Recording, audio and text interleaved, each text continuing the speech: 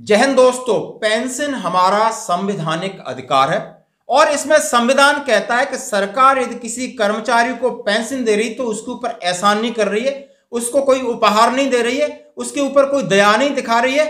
उसके ऊपर उसका अधिकार है जो कि उसने पूरा जीवन जवानी उस संस्था के लिए अर्पण की है और बुढ़ापे पे उसको इसका फायदा मिले। ये एक संवैधानिक अधिकार है। और ये कौन से नियम के तहत आता है? 17 दिसंबर 1981 को सुप्रीम कोर्ट के प्रधान न्यायाधीश की 5 जजों की पीठ ने उन्होंने कहा कि 1972 नियम के निहित आधार है और वैधानिक है। संविधान में धारा 309 धारा 148 के उपबंध 5 के तहत ये दर्ज किया गया है कि जो सरकार देती है वो कर्मचारी का हक है, ये उसकी मेहनत है, उसका परिश्रम है, उसका फल देती है, कोई किसी के ऊपर ऐसा नहीं करता। दोस्तों आज मैं बात करूंगा 3 चीजों की, एक ओल्ड पेंशन सिस्टम और या 5% जो पेंशन 65 साल के बाद बढ़ेगी वो, और एक इसमें उल्लेख किया है कि 1% हर साल पेंशन बढ़ाने के लिए इस 5 सदस्यीय जो जज की पीठ ने सिफारिश की थी गवर्नमेंट को, और ये लागू करने की बजाय गवर्नमेंट ने लागू की एनपीएस सिस्टम यानी न्यू पेंशन सिस्टम। 2003 में अटल जी की सरकार ने लागू किया और जवानों को लॉलीपॉप दिखाया कि आपको ये जो न्यूनतम पेंशन है उससे ज्यादा लाभ होगा, आपका पैसा मार्केट में जाएगा, आपकी बल्ले बल्ले होगी।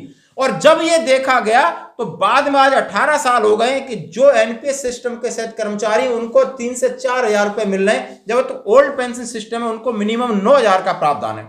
और आप एक टीवी बहस पे देख सकते हो, एनपीएस बढ़िया थी, सबसे पहले संसद के दोनों सदनों में लागू करा देते, यही प्रस्ताव संसद में पारित हो जाता कि आज से हम भारत के सांसद दोनों सदनों के सदस्य ये फैसला करते हैं कि हम नई पेंशन प्रणाली लेंगे के बाद ये जो सरकारी चपरासी है उसको पेंशन जाए। तो यदि ये एनपीएस सिस्टम अच्छा है तो नेताओं पर क्यों लागू नहीं किया?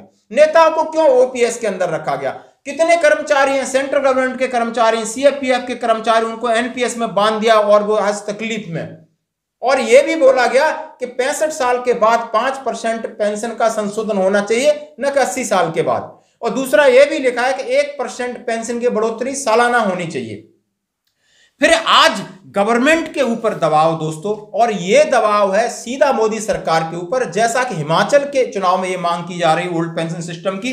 आज बहुत बड़ी चीज मैं आपके साथ शेयर कर रहा हूं, और जहां कांग्रेस रूलिंग है, other party ruling state government में जहां पर है, उन्होंने ओल्ड पेंशन सिस्टम लागू कर दिया है, एनपीएस को बंद कर दिया है। तो ये सरकार के ऊपर दबाव है कि पेंशन के लिए सोचे।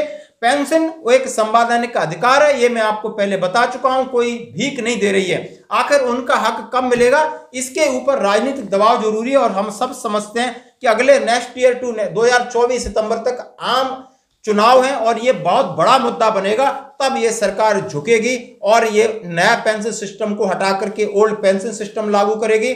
और 65 साल के बाद 5% जो बढ़ने का जो पास हो रखा है, उसमें सिर्फ एक आरटीआई में डाला थे, पास है, लेकिन उसको लागू करने में इतनी देर हो रही है, वो लागू होगा।